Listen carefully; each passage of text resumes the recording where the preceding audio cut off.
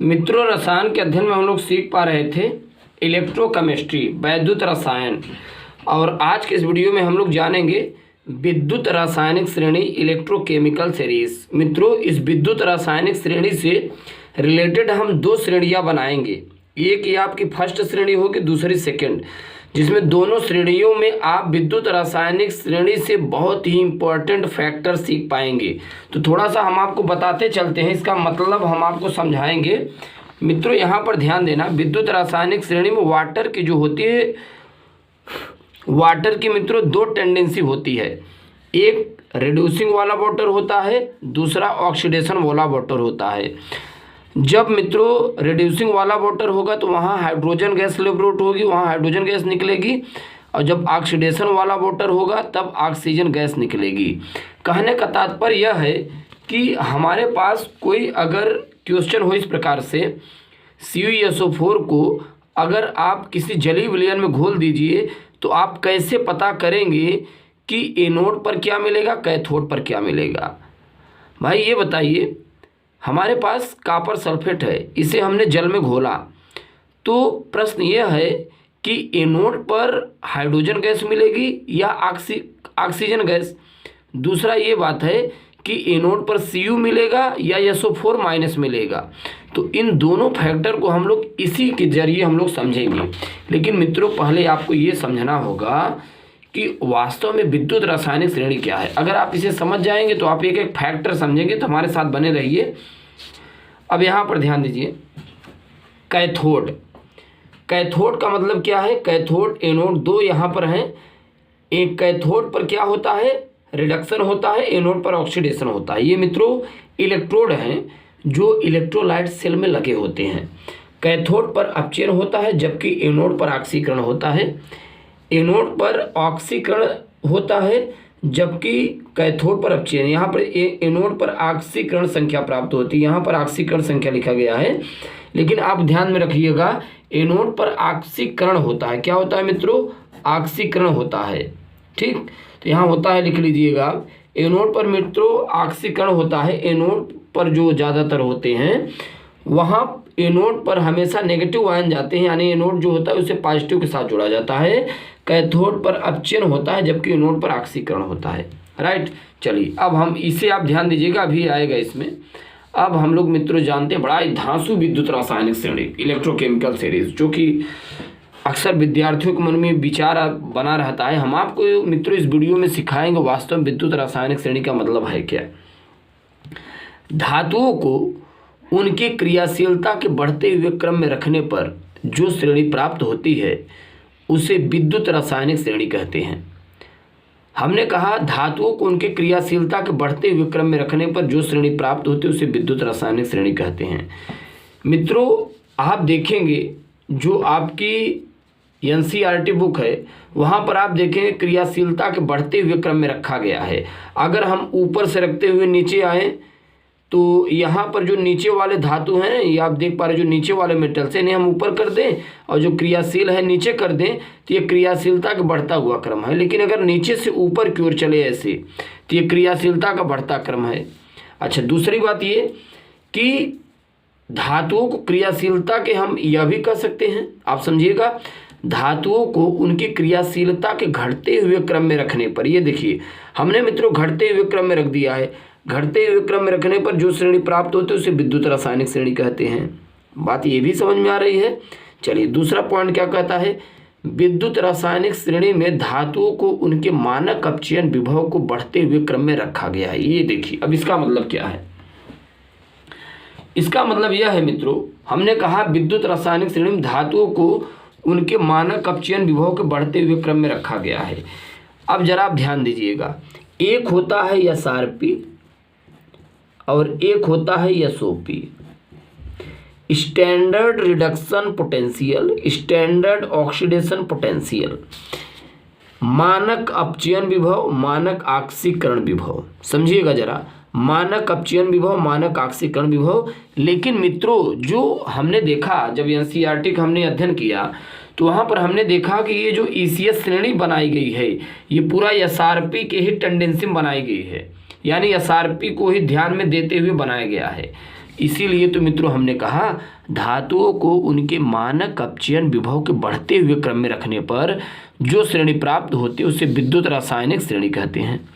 अच्छा ये बताइए, अब देखिए हम एक एक अपचयन विभव, यहाँ पर देखिए जब लिथियम का मित्रों अपचयन विभव निकाला गया तो -3.04 वोल्ट आया, और जब पोटेशियम का अपचयन विभव निकाला गया तो -2.93 निकाला गया।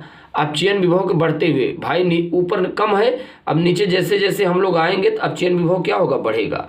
ध्यान दीजिएगा, अपचयन विभव धीरे धीरे बढ़ेगा। यहाँ पर देखिए नंबर दिया गया है 19, 20, 21, यहाँ पर आ जाइए आप 22, 23। तो आप देख पा रहे हैं जो 22 नंबर पे मित्रों सल्फेट आयन है, सल्फर है, ये आप जरा ध्यान दीजिए।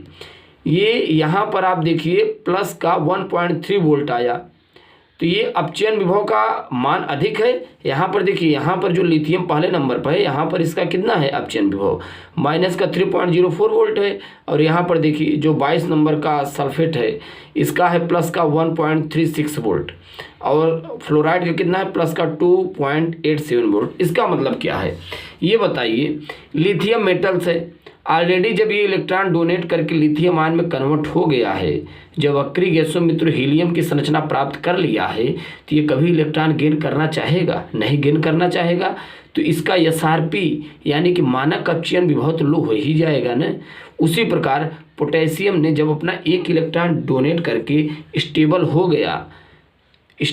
गया तब ये कभी दोबारा इलेक्ट्रॉन गेन करना चाहेगा। भाई एक इलेक्ट्रॉन डोनेट किया, अक्रिय गैसों में आर्गन की तरह स्थायी हो गया, 2, 8, 8, राइट। अक्रिय गैसों में आर्गन की तरह स्थायी हो गया, तो इसका अब ये बताइए जब आर्गन की तरह स्थायी हो गया दोबारा इलेक्ट्रॉन गेन करना चाहेगा नहीं। इसलिए इसका जब रिडक्शन पोटेंशियल वैज्ञानिकों ने निकाला तो लो आया, कितना आया, माइनस का 2.93 वोल्ट। ऐसे आप देखेंगे मानक अपचयन विभव जो है वो बढ़ता हुआ चला जाएगा और ऑक्सीकरण विभव घटता हुआ चला जाएगा।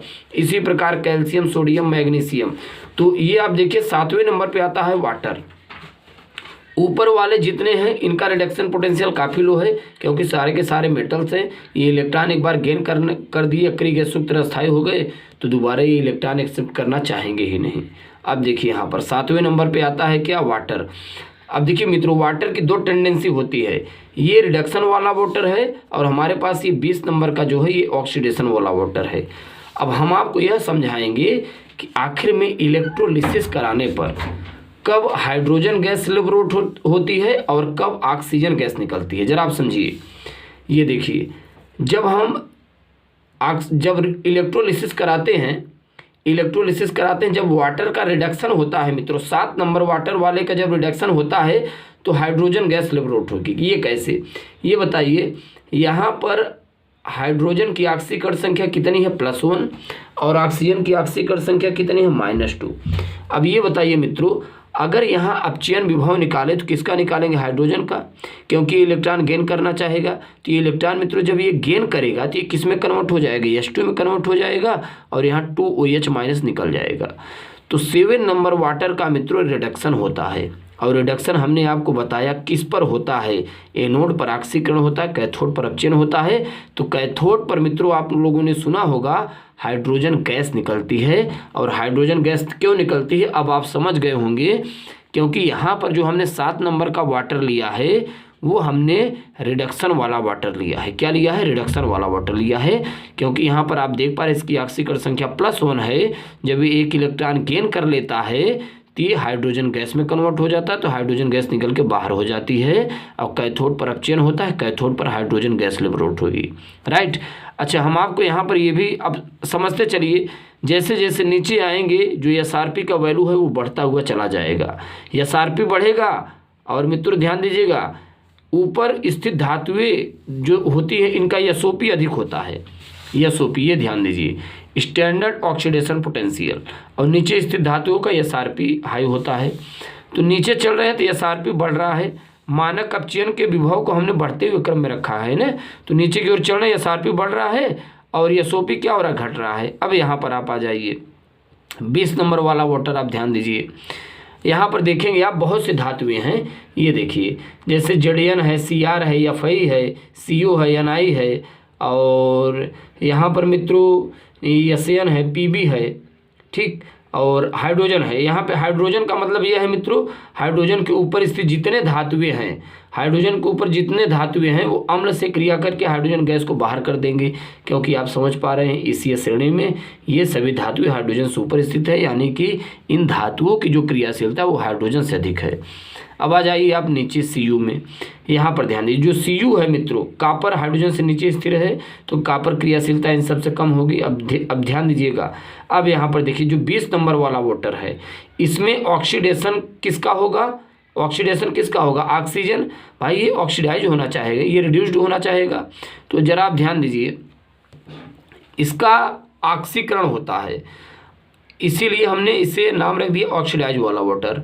इसका हाइड्रोजन की ऑक्सीकरण संख्या +1, इसकी -2। अभी हमने समझाया कि इसका अपचयन हुआ था तो हाइड्रोजन गैस निकला था, अब यहाँ पर इसकी ऑक्सीकरण संख्या -2 है तो ये क्या होना चाहेगा, ऑक्सीकरण, यानी 2 इलेक्ट्रॉन जब निकाल देगा तो O2 गैस में कन्वर्ट हो जाएगा। तो यहाँ पर ऑक्सीडेशन वाला वाटर लेंगे 20 नंबर का, तो यहाँ पर जब इसका ऑक्सीडेशन होगा तो 2 इलेक्ट्रॉन बाहर निकल जाएगा तो O2 में कन्वर्ट हो जाएगा, राइट। तो ये मित्रों ध्यान दीजिएगा, वाटर की 2 टेंडेंसी होती है इसी श्रेणी में, एक रिडक्शन वाला वाटर होता है और एक ऑक्सीडेशन वाला वाटर होता है, राइट। हम आपको इससे संबंधित न्यूमेरिकल भी बताएंगे। फिर देखिए Cl- आता है, फिर आता है SO4- और फिर आता है फ्लोराइड आयन, ठीक। अब यहाँ पर देखिए इसके बारे में हमने यहाँ पर कुछ फैक्टर भी क्रिएट किया है, यहाँ पर देखिए, जो कि विद्युत रासायनिक श्रेणी के बारे में ही हमने इसमें बताया है।